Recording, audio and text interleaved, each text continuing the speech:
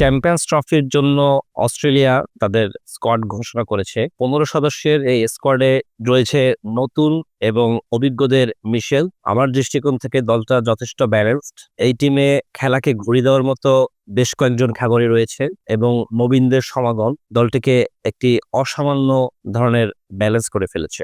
অধিনায়কত্বের দায়িত্ব পেয়েছে 2023-এর বিশ্বকাপ জয়ী ক্যাপ্টেন প্যাট কামিন্স।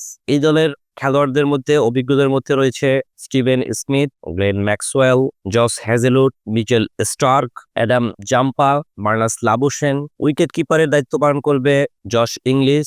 এছাড়াও নবীনদের মধ্যে আমরা দেখতে পাচ্ছি এই দলে এসেছে হার্ডি, ম্যাথিউ শর্ট এবং নেথান ইলিস। ম্যাক্সওয়েলের কথা বলতেই হয়। ম্যাক্সওয়েল 2023 সালে আফগানিস্তানের বিরুদ্ধে যে একটা ইনিংস খেলেছিলেন 200 রানের, সেটা তো সবাই মনে আছে। তিনি যথেষ্ট হার্ড হিটার। এই দলে রয়েছে ট্রাভিস হেড, যিনি বিশ্বকাপ এলে বা বড় মঞ্চে নিজেকে প্রমাণ করেছেন বারবার। সম্প্রতি শেষ হওয়া বর্ডার গাভাস্কার সিরিজেও তিনিই ছিলেন সর্বোচ্চ run taker. Steven Smith, Marnus Labuschagne middle অর্ডারকে সামলাবেন। আর মারমুখী ভূমিকায় অবশ্যই থাকবে মিচেল মার্শ।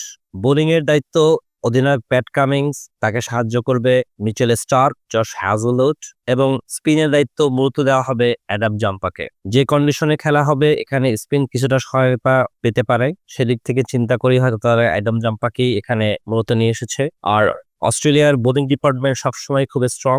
দলে পেস বোলারদের ছড়াছড়ি। ব্যাটসম্যানরা Mitchell Marsh, Travis Head, Maxwell তিনজনই হার্ড হিটার। তো আমার দৃষ্টিকোণ থেকে এই দলটা এবারের 2025-এর চ্যাম্পিয়ন্স ট্রফি জন্য অন্যতম দাবিদার। কিন্তু টি-20 খেলায় আসলে এমন একটি অনিশ্চয়তার খেলা যেখানে আপনি আগে থেকে প্রেডিকশন করে সবকিছু হবে না। জাস্ট 2-4 ওভারের খেলা, সেটা বোলিং এ হোক অথবা ব্যাটিং এ হোক, যে কোনো খেলার মোড় ঘুরে যেতে পারে। যাই হোক, জমজমাট একটি খেলা দেখার অপেক্ষায় আমরা রইলাম। ধন্যবাদ।